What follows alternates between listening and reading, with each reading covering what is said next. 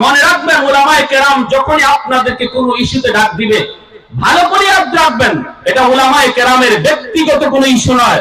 উলামায়ে কেরাম ব্যক্তিগত ইস্যু নিয়ে কোনোদিন উম্মতকে ডাকে না, কোনোদিন উম্মাহকে ডাকে না। উলামায়ে কেরাম মেম্বার, চেয়ারম্যান, এমপি হওয়ার জন্য আপনাদেরকে রাজপথে কখনো ডাক দিবে না।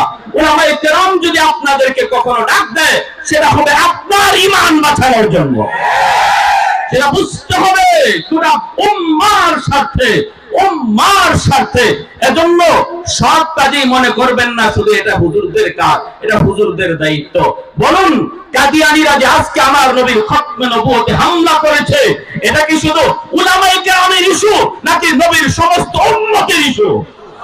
গোটা উম্মার ইস্যু।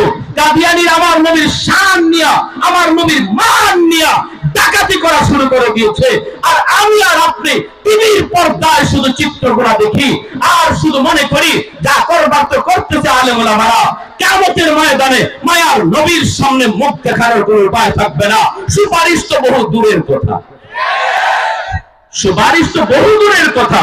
আমার নবী যদি শুধু একটা প্রশ্ন করে, আমার শান মান তোর সামনে ডাকাতি হয় আর তুই চুপ করে বসা ছিলি, আজ আমি নবীর সুপারিশ চাও কোন মুখে, কোন লজ্জায়? উপায় থাকবে না।